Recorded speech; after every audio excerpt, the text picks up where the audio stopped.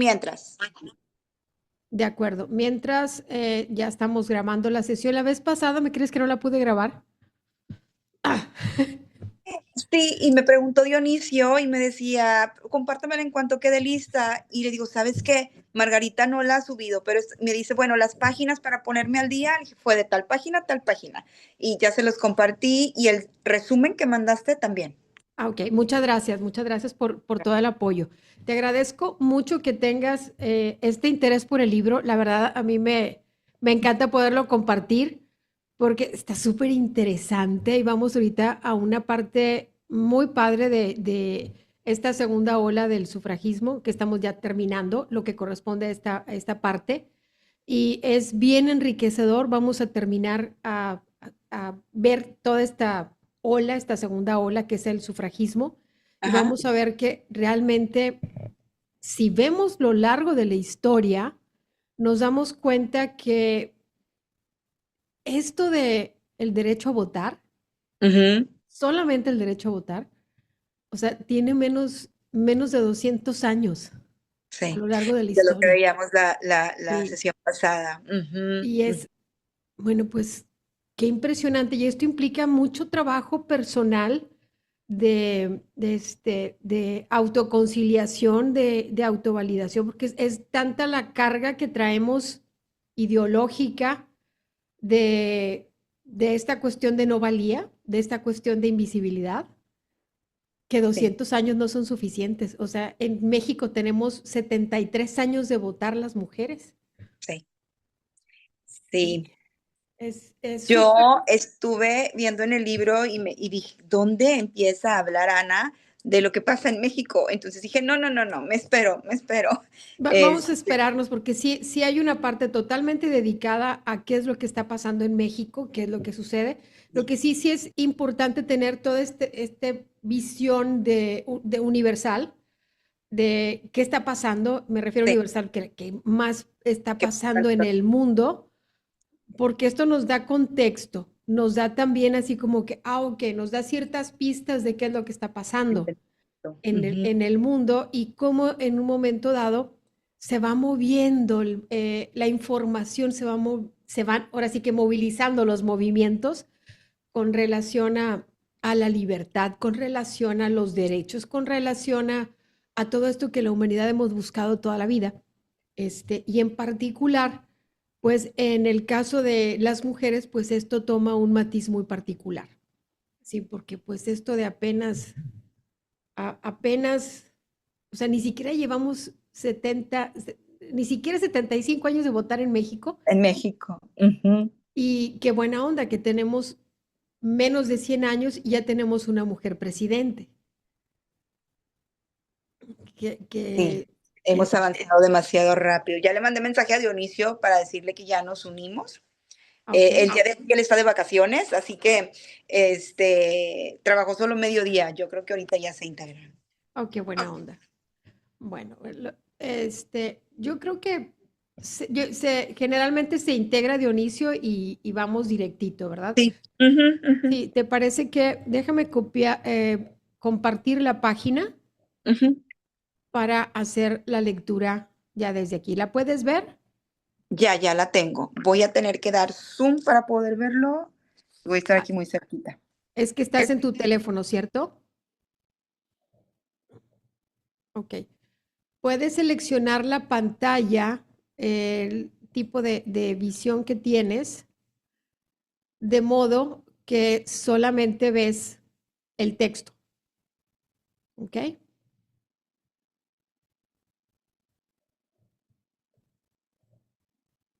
Y voy a hacer esto más chiquito. Ok, vamos a iniciar la lectura.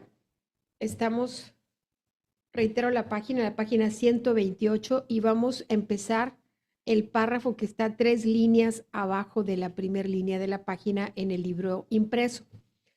Lo que tienes en pantalla es la versión que tengo del mismo libro en versión digital Ok, a través de Google, Libros Google. ok, ¿Sí? perfecto, perfecto. Entonces, Vamos a iniciar la lectura. Aquí ya me uní yo también. Buenas tardes a todos. Buenas tardes. Muchas gracias por estar aquí. ¿Ya estás cómodo para empezar a leer? Ya estamos Claro todos. que sí, ya estoy listo. Excelente. Muchísimas gracias. Vamos a empezar con este párrafo y vamos. Al inicio del siglo XX, como el sufragismo en Estados Unidos se renovó intergeneracionalmente, algunas quisieron buscar inspiración en las mujeres indígenas americanas, bajo el argumento de que eran quienes verdaderamente gobernaban en sus comunidades originarias. Hubo una destacada participación indígena. Mary Louise no la sé pronunciar, Botineu, de la etnia Chippewa, quien en 1912 sería una de las primeras indígenas americanas en graduarse como abogada. Las organizadoras de la marcha de marzo de 1913 le pidieron que llevara un carruaje representando a las mujeres indígenas del pasado, pero ella optó por marchar con sus colegas universitarias con ropa occidental, bajo la idea de que era mejor presentarse como una mujer moderna, en vez de como un símbolo de la mujer indígena, dilema que muchas mujeres racionalizadas enfrentaron en los países colonizados. Cuando Estados Unidos aceleró su rol en la Primera Guerra, el movimiento sufragista estadounidense estaba de nuevo dividido, pero la combinación de ambas estrategias, el gradualismo de Nausea y el radicalismo de NWP, logró materializar el voto femenino en la inmediata posguerra. Sin el conflicto bélico, quizá el sufragio femenino se habría tardado más, pero el peso numérico y social de tantas mujeres en el mercado laboral en virtud de la guerra, así como una corriente de simpatía hacia las que aportaban a la lucha armada a sus hijos y esposos y su trabajo en las fábricas sin posibilidad de votar, fueron factores contribuyentes a las estratégicas protestas sufragistas e hicieron posible que el poder de Washington finalmente cediera a la prerrogativa de las mujeres. Y en 1918, pese a sus reticencias de apoyar la causa política del voto femenino, Wilson declaró: hemos hecho socias en esta guerra a las mujeres. ¿Debemos admitirlas solo a una asociación de sufrimiento, sacrificio y trabajo y no a una asociación de derecho? El presidente blanco, misógino, pero pragmático, comprendió finalmente que le era políticamente más costoso no apoyar el voto femenino. Así que todos estos factores desembocaron en que la Casa Blanca se impulsara la 19ª enmienda a la Constitución estadounidense el 26 de agosto de 1920. Así se logró el sufragio femenino tan solo 2 años después del Reino Unido, aunque restringido a las mujeres blancas y mayores de 30 años, a diferencia de Nueva Zelanda, por ejemplo, que desde inicio incluyó el voto para las mujeres indígenas maoríes y las mayorías de 21 años. Alice Paul, quien originariamente había invitado a las mujeres negras de otros orígenes étnicos a manifestarse en la toma de posesión del nuevo presidente Wilson en 1913, debió echarse atrás por presión de mujeres sureñas racistas y de las líderes conservadoras y racistas de Nausea. Así, cuando el voto femenino finalmente se logró en 1920, no lo fue para las mujeres negras excluidas también por presiones del Ku Klux Klan. La periodista afroamericana Ida B. Wells nació esclava y fue una feminista sumamente importante tanto para el sufragismo como para el movimiento en contra de la discriminación racial, empezando por la segregación en las manifestaciones y marchas de las propias sufragistas, un gesto simbólico por el que se la recuerda, y por negarse a levantarse de un asiento en una zona reservada para personas blancas en un tren, décadas antes que Rosa Parks repitiera el gesto en su lucha por los derechos civiles. También Mary Church Terrell, hija de antiguos esclavos, tuvo la suerte de acceder a la educación y fue una de las primeras afroamericanas en obtener un título universitario. Ambas, junto con mujeres como Harriet Tubman, conductora del tren clandestino que ayudó a liberar personas esclavizadas del sur, transportarlos después al norte, fueron figuras clave del movimiento en favor de las mujeres negras, víctimas de una doble discriminación. Se había empezado a organizar en clubes desde finales del siglo XIX, con objeto de resistir el racismo y los linchamientos sociales. Excluidas de los sectores obreros blancos, su lucha se centró no tanto en el derecho al voto, sino en la solución de sus terribles condiciones laborales. Comenzaron a hacer huelgas y con el tiempo volvieron a considerar el voto como una herramienta estratégica para exigir mejores salarios y condiciones de trabajo. Por su parte, la gran activista de la nación suiza, no leí bien su nombre, Sitkala Sa, cuyo nombre inglés era Gertrude Simons Bonin, pidió el apoyo a las sufragistas blancas sin mucho eco. Pese a ello, persiguió el voto indígena, cabildeó en el Congreso y fue fundamental para lograr el sufragio de indígenas americanos en 1924, incluidas las mujeres, con la India Citizenship Act. Había un antecedente en Alaska donde los indios americanos les permitían votar en elecciones locales, pero solo si renunciaban a sus costumbres y tradiciones ancestrales. ¿Ves el tamaño de la injusticia y la estrategia hegemónica detrás de desaparecer su cultura para que se integraran a una cultura ajena que llegó a invadir y conquistar sus tierras? Por la misma razón, el voto no fue otorgado a quienes vivían en las llamadas reservas, quienes no pudieron votar sino hasta fines de la década de 1940 y algunas naciones hasta 1965. Volviendo a las iniciadoras del sufragismo estadounidense, Susan B. Anthony y Alice Paul, así como otras sufragistas, decidieron permanecer solteras toda su vida. Y no es de extrañar, ya que no tenían derechos a la propiedad, a firmar ningún contrato, potestad sobre criaturas, y ellas querían dedicar su tiempo y atención a su causa. Mujeres que hicieron una revolución social de gran envergadura, sin violencia contra otros seres humanos, pero que pagaron un alto precio. Ambas líderes de distintas generaciones forjaron una sólida amistad con las dirigentes del sufragismo inglés, y esa conexión transatlántica retroalimentó ambos movimientos. Antes que en Estados Unidos, Reino Unido, solo después de Nueva Zelanda y Australia, el sufragismo se formalizó en Finlandia en 1907, Noruega 1913, Dinamarca 1915, Canadá 1917. Sociedades relativamente más igualitarias. Noruega, por ejemplo, no tenía aristocracia y las distinciones de clase eran menores que en las potencias colonialistas. Había una prensa más libre y el feminismo de fines del siglo XIX encontró menos resistencia. En 1898, a instancias del Partido Liberal, se logró el voto universal para varones y la feminista Gina Krog demandó de inmediato el femenino, pero no encontró eco en las mujeres moderadas. Unos cuantos años después, fue claro que el voto universal masculino había movido el espectro político a la izquierda.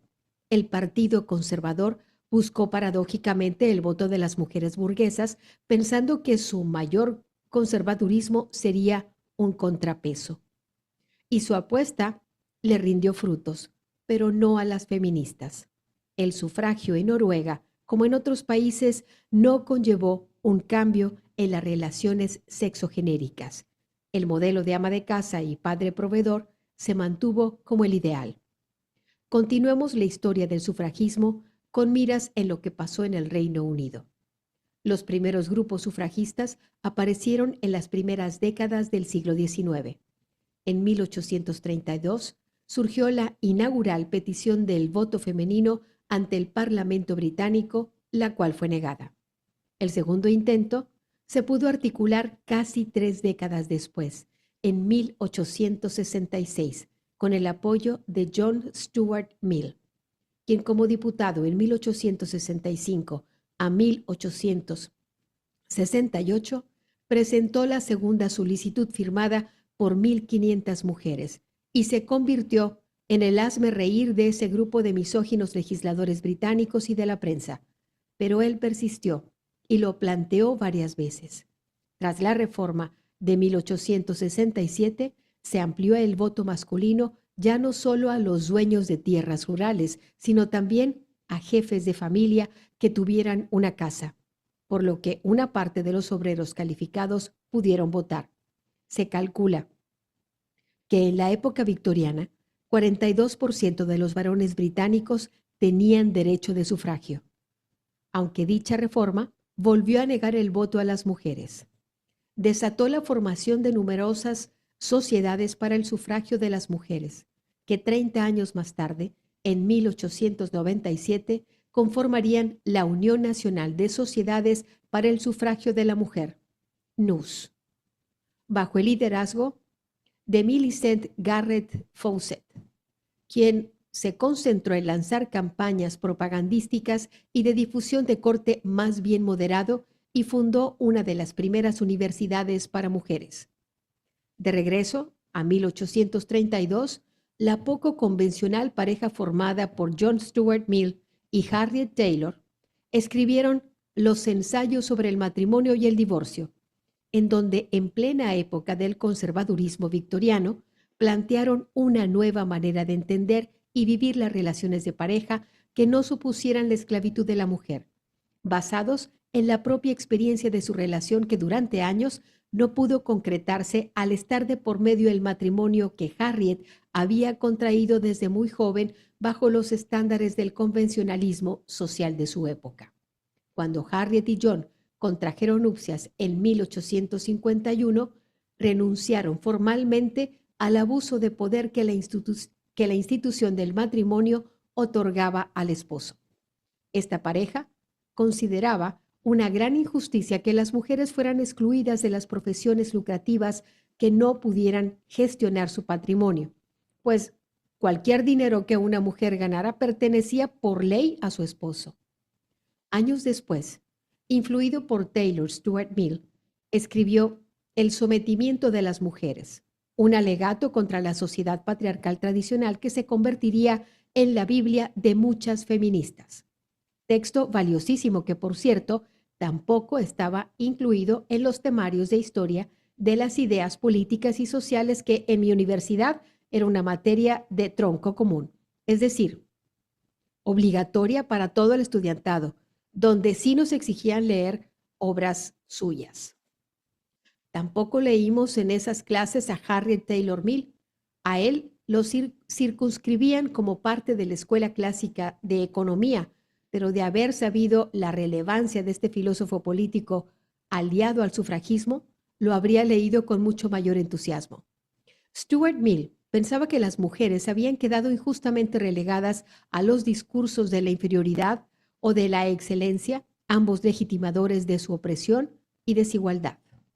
Volviendo al hilo de la historia, en la reforma de 1884 a 1885, los campesinos ingleses varones obtuvieron el derecho al voto, pero no las mujeres, salvo 2 excepciones en 2 de sus colonias, alejadas de Europa, con una reducida población y donde las mujeres blancas tenían un alto impacto en la vida social y económica. Nueva Zelanda.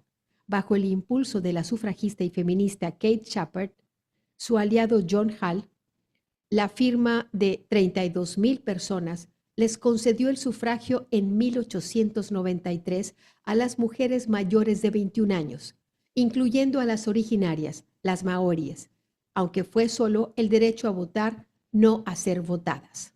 Hoy Nueva Zelanda sigue siendo un país progresista que eligió a Jacinda Ardern, quien a sus 37 años se convirtió en la jefa de Estado electa más joven del mundo y en un ícono feminista de la política con un liderazgo muy distinto de sus antecesoras.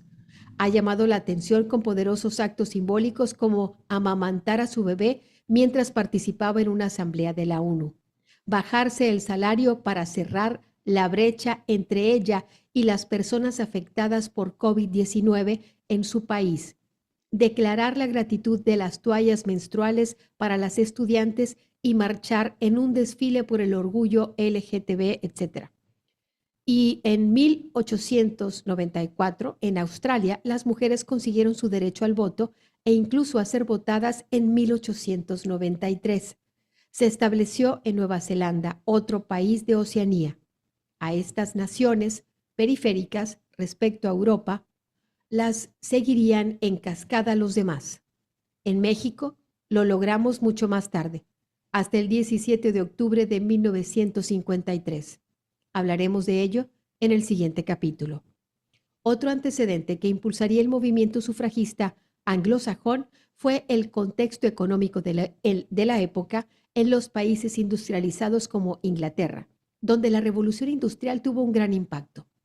Entre los fines del siglo XVIII y principios del siglo XIX surgieron en Europa nuevas formas de organización del trabajo, basadas en innovaciones tecnológicas que fueron apareciendo con rapidez y cambiaron radicalmente algunos procesos industriales, como lo fue la máquina de vapor. Más adelante, las interminables guerras demandarían hombres en sus filas, por lo que las fábricas en Europa y poco después en Estados Unidos y otros países tuvieron que emplear a mujeres, pese a que los roles y estereotipos patriarcales las preferían en sus casas, pariendo y cuidando hijos. Lamentablemente, la división sexual del trabajo no solo se mantendría en los modelos fabriles, sino incluso en algunos casos se intensificaría, llegando a la definición de ocupaciones eminentemente femeninas o masculinas. Así pues, las primeras obreras que se integraban a la fuerza de trabajo lo hacían con un menor sueldo y sin derechos laborales. Muchas obreras británicas eran mujeres blancas, generalmente solteras o viudas, porque las casadas solían impedirles seguir trabajando. En cambio, en Estados Unidos, la mayor parte de las mujeres negras recién emancipadas tenían que trabajar y lo hacían en el servicio doméstico o en el campo. En los estados del sur, en condiciones generalmente de discriminación y explotación. En el norte, sí entraron en las fábricas, también bajo terribles condiciones laborales. Las primeras obreras sufrieron injusticias y vejaciones debido a su sexo, género, color de piel o religión, situación que con el tiempo las convirtió en activistas por sus derechos, pero en una línea distinta de las feministas liberales y con divisiones debidas al racismo que prevalecían incluso entre mujeres, particularmente en estados sureños. El ala más radical del movimiento sufragista, tanto en Inglaterra como en Estados Unidos, se acercó al pensamiento socialista, intentando abarcar un sector que no estaba en la agenda central de las feministas liberales: las mujeres obreras, quienes alzaban la voz para buscar reformas legales en su favor, dado que ya los hombres obreros habían conseguido para sí la posibilidad de entrar en el Parlamento.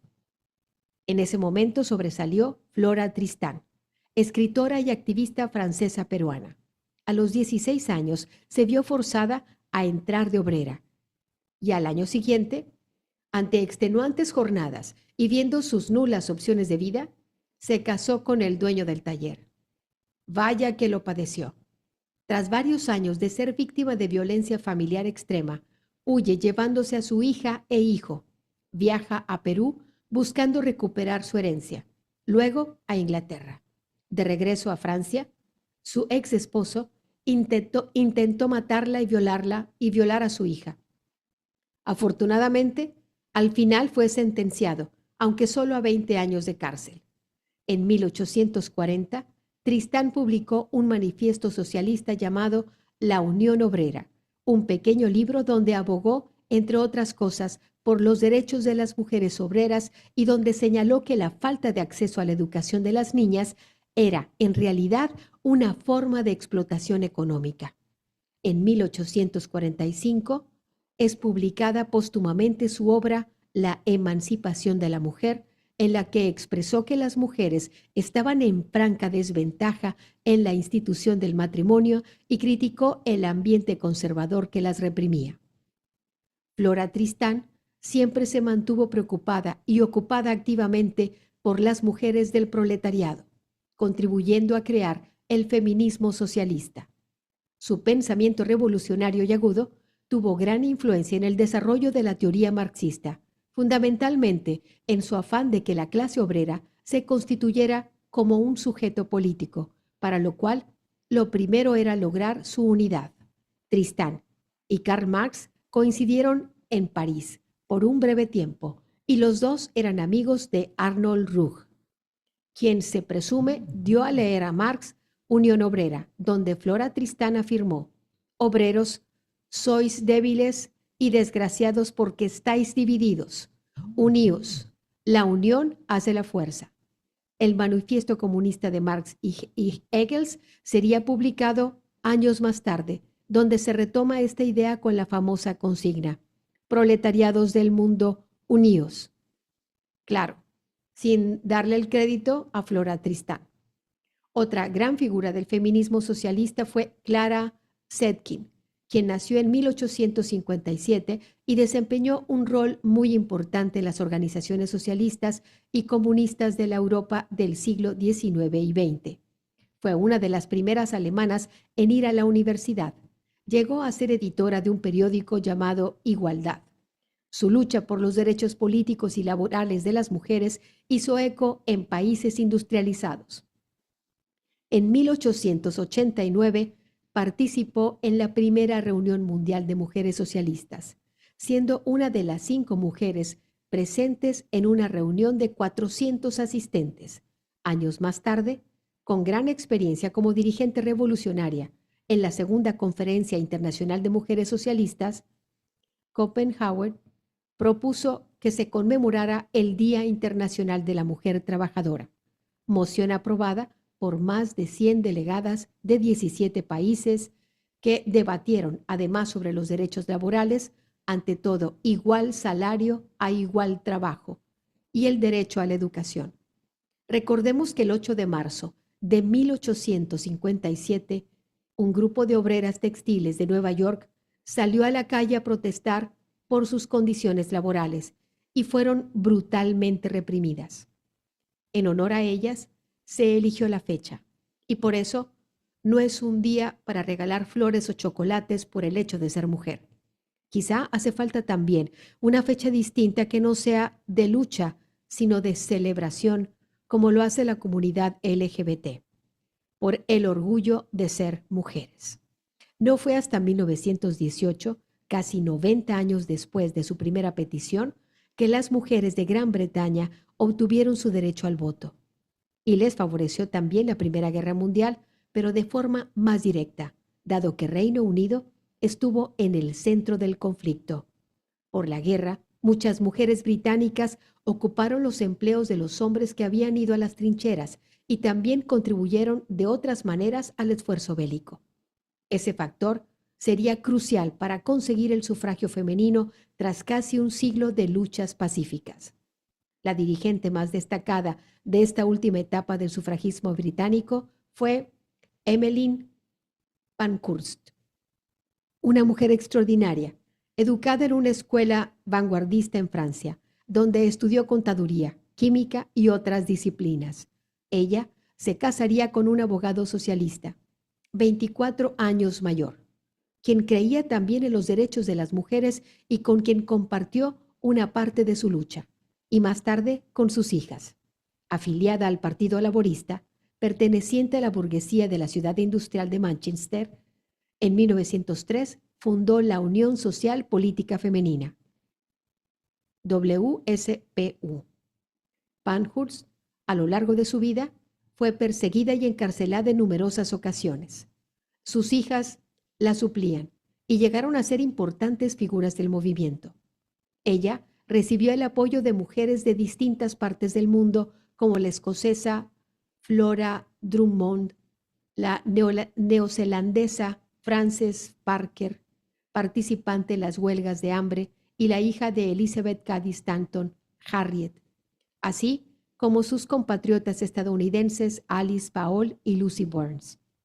Comenzó el siglo XX y la nueva generación de sufragistas, cansadas de no ser escuchadas, se volverían más activistas. La carismática Emile Pankhurst, desde la WSPU, promovió un sufragismo más radical y militante que, a diferencia de las moderadas o constitucionalistas integrantes de la NUWSS, intentó cambiar la conciencia de la sociedad a través de su activismo en las calles, con acciones beligerantes y subversivas como irrumpir en mítines de partidos políticos para cuestionar su negativa al voto femenino, lo cual solía terminar en detenciones y cárcel. En sus propias palabras, interrumpimos un gran número de reuniones y fuimos violentamente expulsadas e insultadas, dolorosamente heridas y magulladas. La condición de nuestro sexo es tan deplorable que es nuestro deber violar la ley con el fin de llamar la atención sobre los motivos por lo que lo hacemos. En 1906, un diario buscó ridiculizarlas e insultarlas, caricaturizándolas como feas y solteronas, llamándolas sufragentes, no sufragistas. Ellas, en vez de aceptar esa ridiculización, se apropiaron del término y se autodenominaron así. En 1907, se encadenaron a la reja de la residencia del primer ministro. Organizaron marchas y mítines. La más emblemática fue en Hyde Park en 1908, donde se calculó que acudió 500,000 de personas. El feminismo por primera vez tuvo eco masivo. Entre 1908 y 1914, más de 1,000 sufragistas, incluidas Emmeline Christabel Pankhurst, fueron perseguidas y encarceladas. Muchas hicieron huelga de hambre y sufrieron torturas con la alimentación forzada. Así, el camino para conquistar el sufragio no fue suave ni terso. Pese a ello, jamás recurrieron a la violencia física contra las personas, solo contra objetos.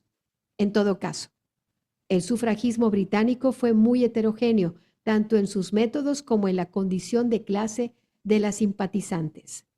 Leí alguna vez que Gandhi, padre de la independencia de la India, que siguió el principio de no a la violencia como eje articulador de su lucha, atestiguó una de las protestas pacíficas de las sufragistas en Inglaterra y se inspiró en estas valientes mujeres precursoras de la desobediencia civil. Quizá es leyenda, pero me pareció inspirador. En 1913, la profesora Emily Wilding Davidson, integrante de la WSPU, marcaría la lucha sufragista británica, que llevaba más de 80 años.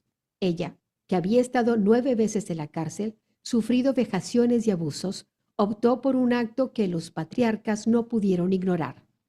En una famosa carrera veraniega de caballos, a la que acudían políticos y aristócratas ingleses, el Derby de Epsom, Emily irrumpió en medio de la pista cuando pasaba justamente el caballo del rey Jorge V. No se sabe bien si porque quería poner una banda o una bandera sufragista en el caballo, pero hay indicios de que su intención no era suicida.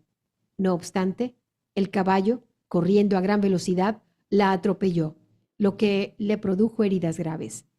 Este evento, que condujo a la muerte de la que llamaron la primera mártir del sufragismo, intensificó las tensiones entre el gobierno y las sufragistas, pero también fueron tomadas mucho más en serio al demostrar que estaban dispuestas a todo por su causa.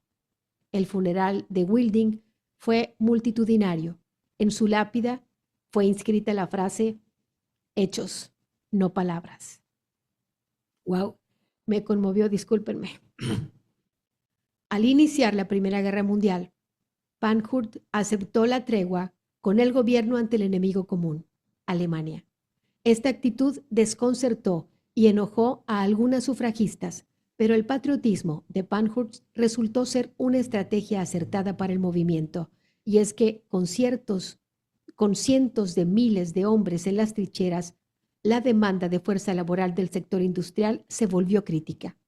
Tal situación motivó al rey Jorge V a pedir a Emmeline Pankhurst, para entonces ya referente del patriotismo británico y sus valores democráticos frente al peligro alemán, organizar a las mujeres para ocupar los puestos de trabajo de los soldados en guerra. Su pacto implicó que el monarca ordenara la liberación de las sufragistas y posteriormente, el 28 de mayo de 1917, la aprobación del derecho al voto para mujeres mayores de 30 años en Inglaterra. No podemos dejar de reflexionar en torno al hecho de que haber apoyado a su país en una guerra fue una de las razones que aceleraron el acceso al voto de las inglesas. Es decir, un fin ampliamente justificado y de largo plazo, como es la participación política plena de las mujeres, supuso un pragmatismo político de corto plazo, que fue apoyar el nacionalismo británico y la maquinaria de la guerra. Cerramos este breve recuento de la segunda ola feminista con los países que aprobaron el voto femenino.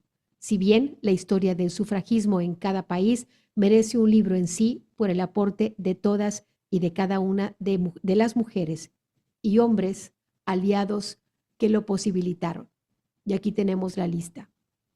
Nueva Zelanda en 1893, Australia en 1902, Finlandia en 1907, Noruega en 1913, Dinamarca en 1915, Canadá en 1917, Reino Unido 1918, en Zimbabue 1919, Suecia 1921, Uruguay 1927, Ecuador 1929, Grecia 1930, España 1931, Brasil 1932, Cuba 1934, Bolivia 1938, República Dominicana 1942, Venezuela 1946, Italia 1946, Japón 1947, Israel 1948, Costa Rica 1949, Chile 1949, El Salvador 1950, Colombia 1954, Belice 1954, Nicaragua 1957, Honduras 1955, Perú 1956, Paraguay 1961, Guatemala 1965, Kenia 1919, Estados Unidos 1920, Panamá 1941, Francia 1944, Argentina 1951 y México 1953. Hasta aquí la lectura de esta sesión. Muchas gracias. Gracias, Margarita. Gracias. ¿Cuántos años nos llevó? ¿Ya vieron? Le tomé foto a la tabla porque ya no está. Déjame, te la pongo otra vez. Permíteme. 850. Déjame, aquí está otra vez. Aquí está. Déjame modificar el tamaño de la letra para que salga toda. 1893 Sí. y México 1950. 53, 1953. 63. 53. Nos llevó como 63 años, ¿no? Sí. 63 años. Igualmente, en el caso de México, como en todos los demás países, hasta donde tengo entendido, igual se debe a las mismas razones pragmáticas. Ok, o sea, para tener más votos, mejor las incluyo. Pero ¿hasta cuándo? Como quiera. Sí, o sea, tipo, hasta no reconocer, ay, necesito el voto. Ok, ahí va. Ay, necesito mano de obra. Ok, vengan. Y ahorita también en la lectura estábamos escuchando que en unos países empezaron con los 30 años de edad, ¿no? Sí. Para poder votar. Este devenir histórico nos deja una gran lección que habrán de disculparme, pocas veces leyendo me conmuevo. y algo tan literal, tan frío, pues, que son datos numéricos. Sí. Pero pues como implica parte, creo que por el hecho de implicar esto que somos como seres humanos, el hecho de no de ver todo lo que implicó que podamos en este momento votar, que no deja de serme absolutamente conmovedor haber llegado a ese extremo de esta mujer inglesa que se Sí. tira, que se tira a los... o sea, vaya, tenía que suceder eso tan dramático para entender, van en serio. O sea, hasta que alguien se muere, ¿lo toman en serio? Después de casi un siglo. Eso es así como que, ay,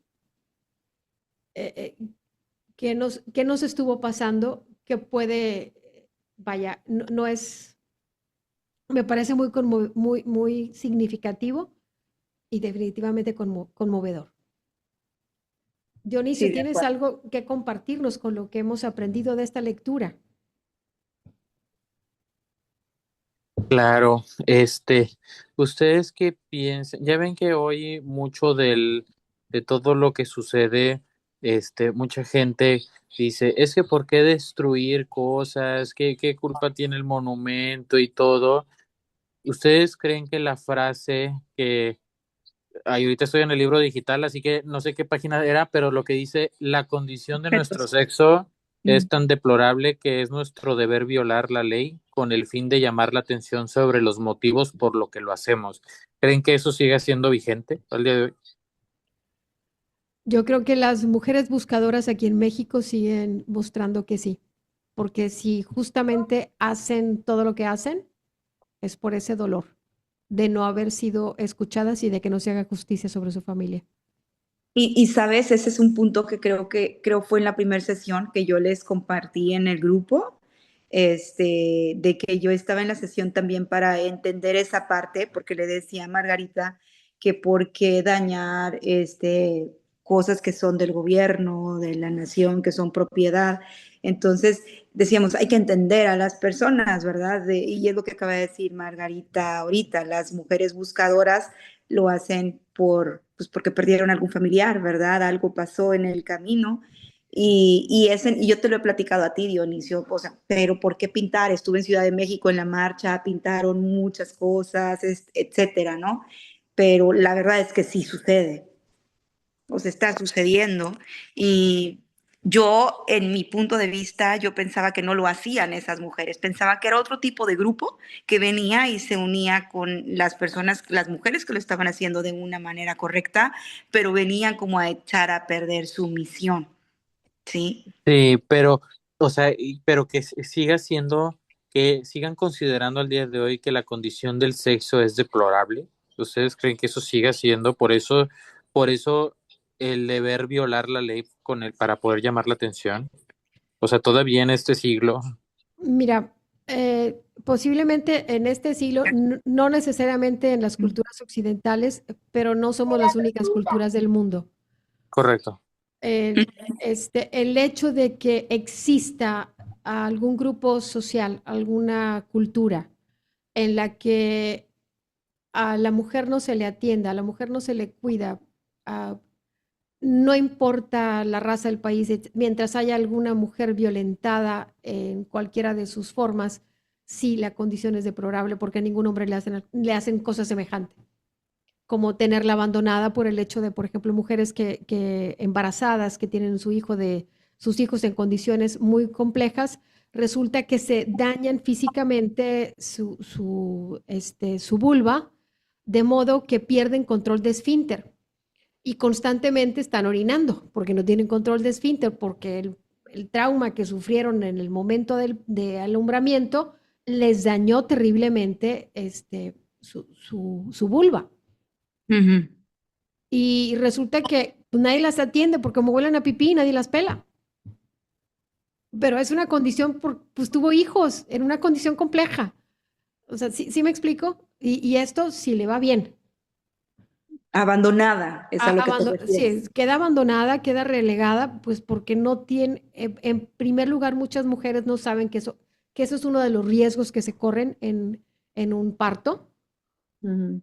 Y hay ocasiones, vaya, en esto no hay rajada de la que se salve la mujer embarazada, y disculpa que lo haga así como sarcasmo, pero si el bebé viene muy grande y, y se pretende que salga por la vagina, si está en una institución médica, meten bisturí para abrir la vagina y luego le cosen, es decir, la rajan.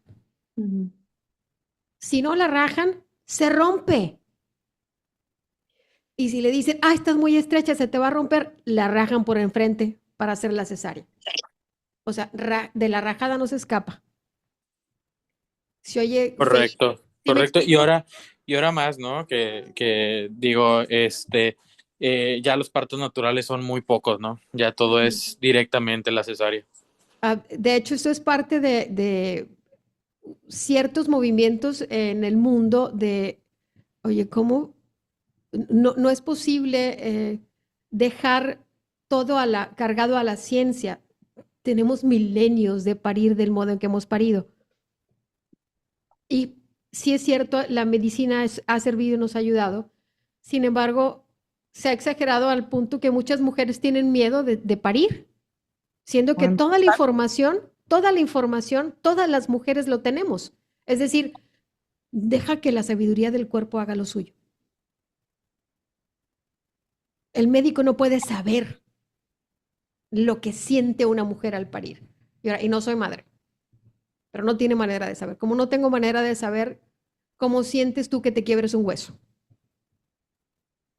Pero otra mujer sí puede tener idea de qué es un cólico con respecto a otra mujer. Ujú. ¿Sí? Hay cosas que, que literal, por esta condición de estar separados, de estar encarnados, pues son cosas que vive exclusivamente una mujer, pero también son cosas exclusivas que le pasan a las mujeres.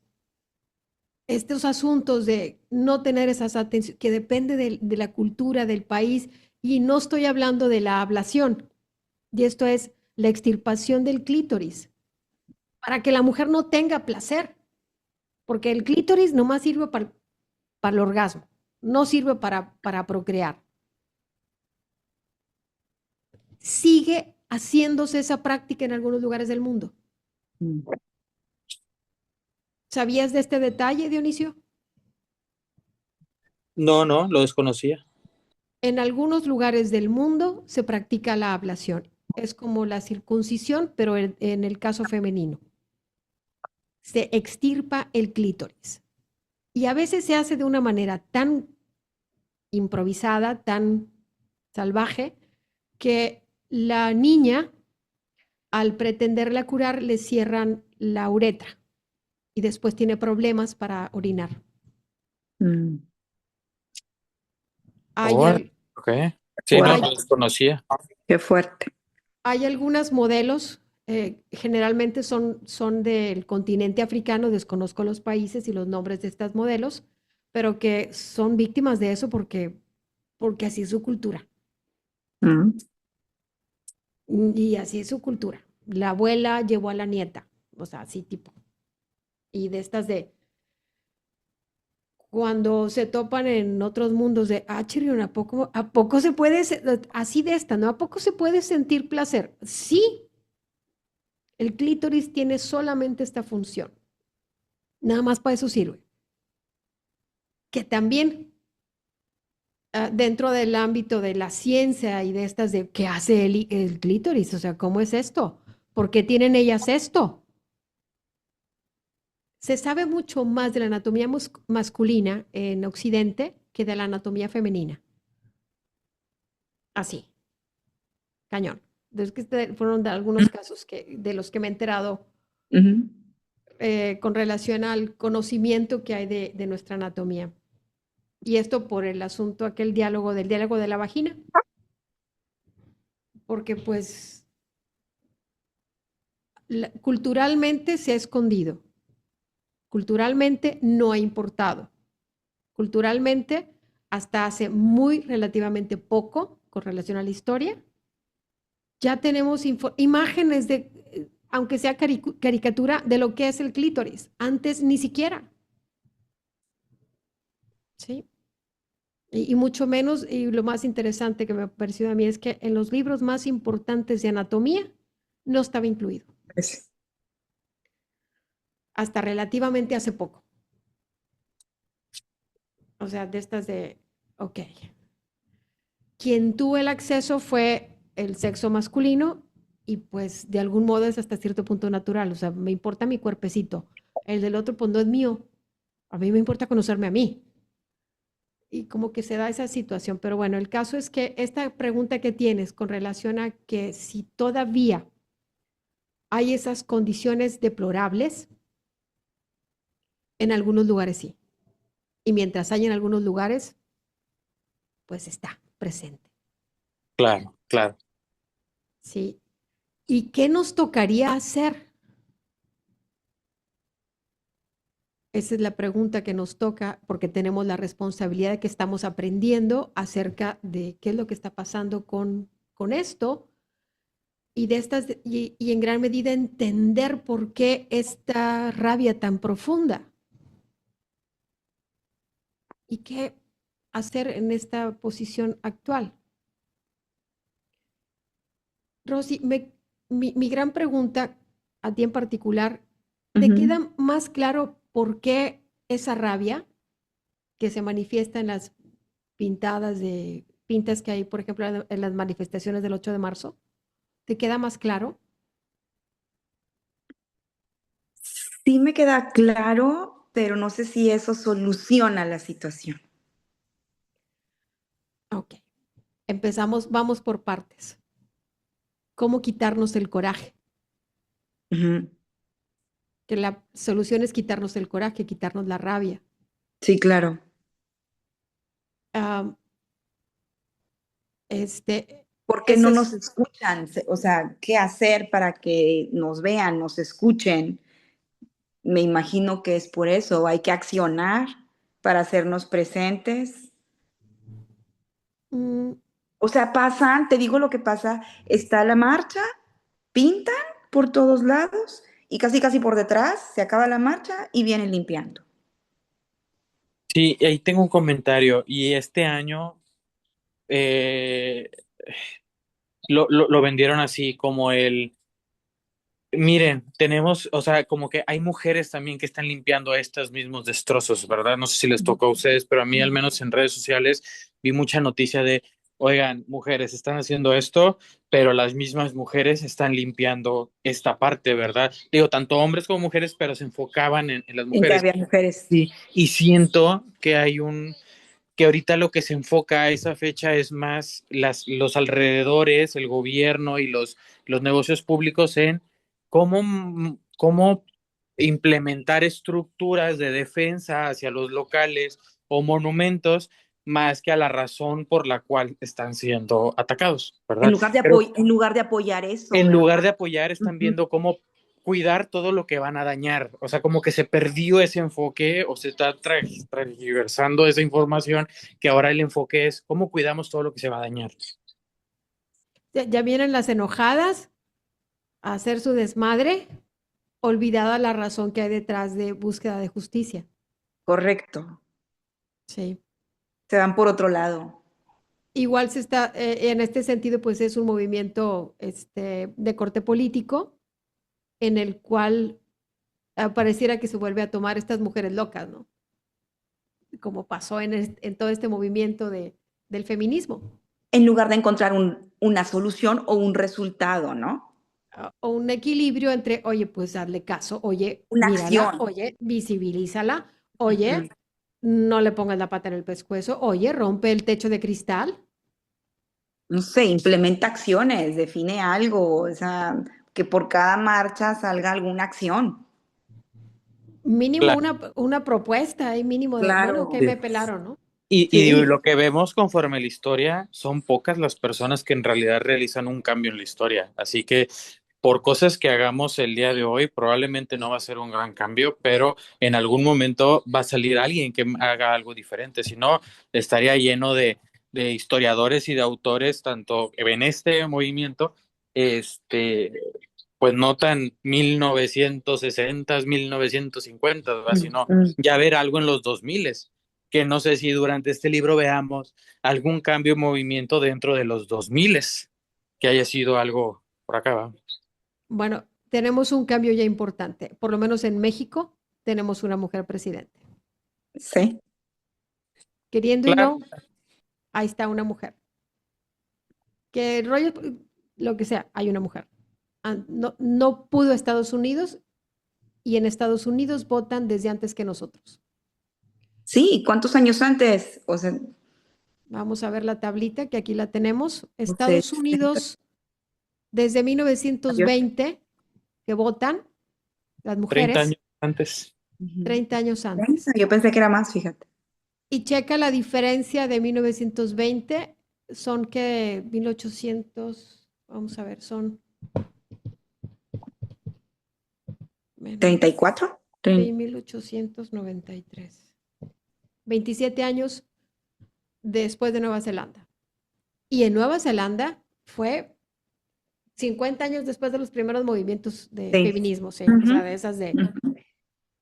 Tu pregunta, Dionisio, es que estos cambios sociales no son, no son rápidos, no son instantáneos, no son buscar en Google. Mm. No, observando esto, incluso si lo observamos en la ciencia, estoy actualmente estudiando un doctorado y estoy estudiando epistemología, cómo surge el conocimiento y demás, y resulta que estoy leyendo a los autores de 1920, o sea, con las máximas novedades de cómo aprendemos los seres humanos, cómo surge el conocimiento de la humanidad. Pues, estamos leyendo a personas de hace un siglo. Correcto, y sigue siendo vigente. Sí. Y más cañón, sigue siendo vigente. Cuando preguntamos, oye, es que la ciencia, tal cosa no está comprobado científicamente, espérame, ¿qué estamos entendiendo por ciencia? Porque también tenemos muy tergiversada esa idea de ciencia, ¿no? Y más en este tipo de estudios que son de corte social. Los movimientos sociales no son repentinos, no son instantáneos. Toma mucho tiempo el cambio de conciencia y por supuesto también el cambio en la conducta, en el acto de las personas. Esta, en México votamos desde hace menos de 75 años. Qué padre que ya tenemos una mujer en la presidencia. Sí, pero Es como también hacer algo desde los libros, que es lo que decíamos, cómo hacer que nuestros hijos, los niños que están estudiando, lo tengan todo esto muy claro, ¿no? O sea, que pongamos equidad, que pongamos el respeto, que pongamos todos esos temas en la escuela y porque no solo es en casa, ¿verdad? Es en la escuela, pero en la escuela no se ven todos esos temas. no, de hecho, ahora sí que hablando como educadora y que me dediqué más de 29 años a la docencia, me dediqué a la investigación educativa, hice maestría en educación y un doctorado en ciencias de la educación, te cuento, o sea, Felicidades por mayo, no sabía, Margarita. gracias, gracias. Felicidades. Este, las escuelas no están vaya, no están necesariamente hechas, por lo menos no en los últimos 50 años, no están hechas para que la gente sea plena, están hechas para que te incorpores a un mercado laboral Ujú. y te insertes en el mercado de habilidades, pero no es en el mercado de la conciencia social, no es en el mercado, o sea, es más, eso ni siquiera es mercado. O sea, estamos en la escuela para que te insertes en un sistema productivo, donde vas a ser muy posiblemente empleado, donde va a ser muy difícil que seas líder, porque el mundo nos absorbe. el mundo de las formas y la escuela es un agente ideológico, no tienes idea de poderoso. Un libro como este, como el que estamos leyendo, leer cosas distintas de lo que provee el sistema, nos permite ver alternativas de las cosas que ideológicamente impone un sistema educativo. ¿Sí? Entonces, es muy complejo. Vaya, finalmente la responsabilidad es individual y es, creo que desde la perspectiva crítica. ¿Es esto que me están dando lo único que hay en la vida? ¿Es esto que estoy aprendiendo en la escuela es lo único que puedo aprender y que soy capaz de hacer? Es esa posibilidad crítica, incluso desde la ciencia. O sea, esta visión crítica del mundo, de ponernos a cuestionar, bueno, ¿por qué hemos llegado hasta aquí? ¿Por qué estamos teniendo este tipo de ideas? ¿Por qué estamos teniendo este tipo de expresiones como las de tanta violencia en las marchas del orgullo feminista, de que no hay orgullo feminista, de la conmemoración del Día de la Mujer? ¿Por qué hay tanta violencia? Pues porque estamos hasta el queque de violencia. Pero si no tenemos esta visión crítica de, bueno, ¿de dónde surge? Y ahora, si no conozco el origen, no va a ser posible encontrar una conciliación o reconciliación con el mundo o con uno mismo con relación a lo que está pasando. Pero Margarita, por ejemplo, aquí en Nuevo Laredo no hay daños en ese día. O sea, hay conmemoraciones, pero digo, no me ha tocado ver que algún grupo de mujer vaya al monumento del caballito, no sé, ya, o haga algún daño. Creo que no hemos llegado a eso, ¿no? Si aquí no nos ha pasado, tal vez sea por otras razones. Por falta de... Por miedo. Y finalmente, por miedo. O sea, o hay quienes simplemente se van a la Marcha de México, donde es más gente. Desde aquí tampoco se llena tampoco de tanta gente cuando es la marcha del orgullo gay. ¿Sí me explico? Sí, Tampoco. es muy poco. No sé si se vayan allá porque ya está la máxima autoridad, tal vez, ¿verdad? Entonces, pero es que también te refugias en el anonimato. O sea, ah, o sea, ¿cuánta gente va a la marcha gay? Yo no voy. No. Nosotros queríamos ir el año pasado como empresa, ¿verdad, Dio? Sí, Sí, y no el año pasado, ya varios años Ujú. hemos intentado. este, sí, pero todavía hay miedo en las personas. Mucho miedo. Porque parece que no, sí, se habla mucho del LGTB y la madre, sí, sí, sí, sí, pero a la hora de los trancazos, te voltean la cara. Sí, pero miedo, no tanto a la inseguridad, o sí, o miedo No, al, es más miedo al rechazo. sí, al que dirán, Sí, todavía es al que dirán, ¿verdad? sí, todavía es al que dirán porque todavía puede haber represalias que pueden implicar riesgos en tu trabajo, riesgos de perder tu trabajo, Sí, porque Sí, ya. todavía se da. como dicen, ¿no? Pueblo chico. Sí, y esto es como las cosas secundarias que tuvieron las feministas. Pues sí, fueron públicas y esto sí, aparte de que fueron, está la otra agresión indirecta, el repudio social. Ujú. Sí, Los toda, divorcios, el quitarle a los hijos, ¿verdad? sí, sí, o sea, todavía está eso. Finalmente, la gran pregunta es, ¿y cuál sería la conciliación, por lo menos en el caso del feminismo? Si estamos aquí conscientes de la conmemoración y tenemos también eventos como los que tuvimos en Canacintra, donde pues conmemoramos y trajimos a alguien que nos viene y Gabriel. nos da todo lo que ella ha investigado. Oye, ilústrate, entérate. Wow, nos da otra perspectiva también, que en la posición en la que estamos y en el hecho de estar reunidas, aunque seamos nada más nosotros en esta lectura, creo que el impacto que tiene es mucho mayor de lo que pudiéramos nosotros imaginar del alcance que puede tener estas charlas.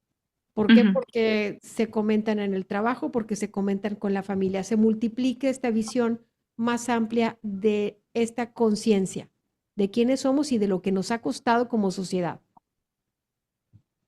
Y también nos pone en esta posición de no hables a priori, entérate.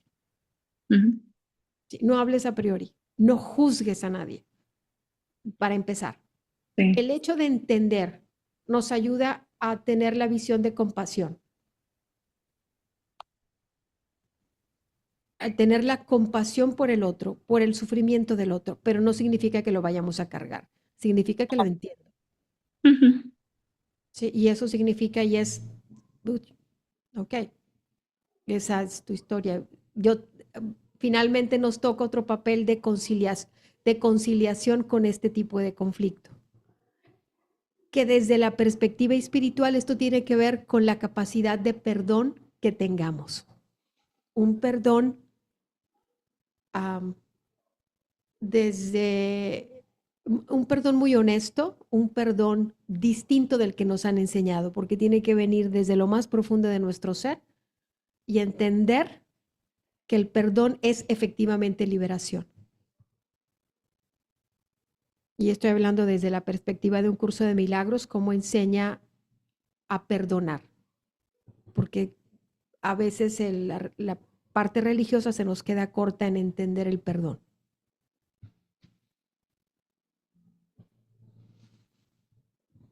Bueno, ese es mi comentario. ¿Qué hacer después? Yo tengo la hipótesis de que lo que sigue de comprender y aceptar el mundo es reconciliarme a través del perdón. Ujú. ¿Escuchaste, Dio, lo del curso de milagros que dijo Margarita? Sí, sí, Y sí, en sí. la tarde hablábamos algo de tema Justo, rápido. justo de Ujú. esto platicábamos. Ajá. Igual para servirles, aquí estoy. De hecho, si este, tengo un grupo de estudio de un curso de milagros, si quieren apoyo con eso, igual aquí estoy para servir. Ah, ¿de verdad? Qué Así es, sí. padre. Sí, así es. Y estoy publicando. Ahorita vamos en la lección 141, empezamos el cuarto repaso. Ujú. Estoy publicando la lección, la práctica del ejercicio acompañada de texto, de estudio del Ah, texto. Lo estoy publicando en YouTube. Si me pasas esa información, a mí me sí. gustaría. Ok, pregunté, ¿ya tienen el libro de un curso de milagros? No, No, no, no. Ok, sugerencia, cómprenlo. pensé que no lo ibas a enseñar. No, sí, claro que sí. De hecho, tengo dos. Claro que sí. Aquí está. Oh, wow, Sí. está grande. Ujú. Sí, está grande. Son lo que les mostré. Básicamente, todas las ediciones de Un Curso de Milagros traen 3 volúmenes. Ok. Traen el libro de texto, traen el libro de ejercicios y el manual para el maestro. Ah, La nueva edición trae suplementos y esto es qué es la psicoterapia y el canto de la oración. Y también clarificación de términos, pero si esto es un curso de milagros, es una maravilla para mí, ¿y cómo para lo mucha llevas, gente. Margarita? ¿Cómo lo llevo? ¿Al grupo? Ujú. Lo llevo a través de WhatsApp. De hecho, empezamos el 1 de enero. Como son Oh, ya 3, llevan bien avanzados. sí, pero igual vamos con esto. Ya nos Mm. pasamos 10 minutos. Me gustaría, en primer lugar, cerrar lo de la lectura de Ana Vázquez, del libro de Ana Vázquez, y luego si Ujú. tienen dudas con relación a un curso de milagros, les Sí, respondo todo lo que gusten. ¿Les parece vale, cerrar la grabación con la claro. lectura que hicimos? Por favor, Rosy, ¿con qué te quedas de esta lectura? Pues como te dije en la sesión pasada, o sea, ahorita sigue siendo historia para poder entender todo lo difícil que fue llegar a lo que estamos disfrutando ahora, que lo que veíamos no es donde debemos de estar, todavía podemos estar mejor, ¿verdad? Entonces, mi preocupación es qué hacer para que en realidad el gobierno, las autoridades nos apoyen en tener soluciones. Ok, muchas gracias. Dionisio, Pues yo me quedo con un comentario que hiciste eh, que es como el cuestionarse si lo que estamos haciendo está bien o hay algo que hacer diferente. Cuando hablabas de la cuestión escolar que ya te marca un camino, ¿verdad? Y más eso, el cuestionarse. Y creo que las nuevas generaciones, no las que siguen de mí, sino las que vienen de los que siguen de mí, traen muy, o lo he visto común, ¿verdad? En ellos, en cuestionar todo, prácticamente, ¿verdad? Y creo que eso va a ser un cambio en los años venideros, ¿verdad? ok, muchísimas gracias. Voy a cortar ya la grabación para